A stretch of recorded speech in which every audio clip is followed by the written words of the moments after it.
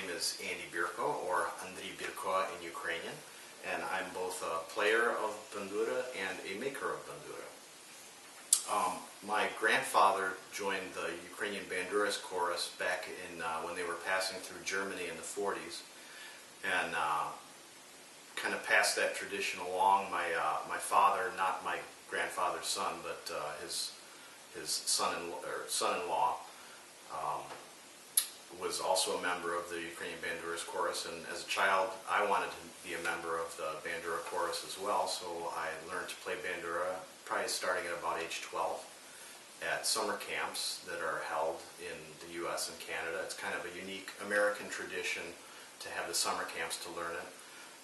That additionally with private lessons from other Bandura players that were in the Detroit area.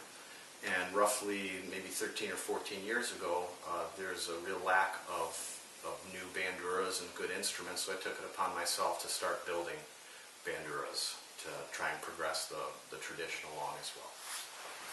So I'm holding in my hands a Bandura that I made a few years back, and I can tell you a little bit about it.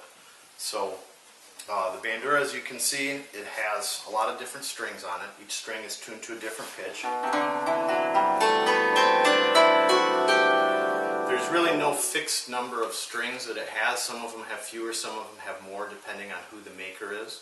And some of them are strictly diatonic instruments, which is to say you can only have like the white keys on a piano, and others are chromatic. So typically, like this Bandura that I have, there's the main row is the diatonic one. You can hear that's a standard scale, and then down below I have the black keys, so to speak, to allow me to pick out chromatic notes as necessary in the piece. One thing that's kind of interesting is you can see it has a neck, but it doesn't have any frets, so it's kind of a vestigial neck that if you go back in time far enough, the Bandura was a fretted instrument that people played very similar to like how one would play a lute, and strings started getting added on forward until eventually the frets went away and it was played just with both hands. So right now I'm holding in my hands a Bandura that was made by a maker by the name of Yuri Primak back in the early 60s. And this one is a little bit closer to the roots of the original traditional Bandura. It's worth mentioning that the modern Bandura is actually a pretty recent development, really only being developed around the turn of the century from around 1900-ish or so. So this one has some characteristic features. If you can see, you can't really tell because it's painted, but it's basically carved out of one chunk of wood or a couple chunks of wood glued together. So it's kind of dug out from that matter. As you can see, there's 6 little sound holes on here, and it has a characteristic effect on the sound. Something that the traditional Banduras did not have is this retune mechanism. On this instrument, it's located on the bridge, but it allows a player to switch keys relatively quickly. When I talked about that main row, this allows you to change. So, for example, right now it's in G major. But I can easily, by flipping this one lever here, change it to C major. So, some of the things about these is they're somewhat time consuming to make. The carving out process is very in-depth, and it also has a side effect of the back not being involved very much in the sound production. Some of them do vibrate to a certain degree, but typically they just kind of take up space over there and define the air volume.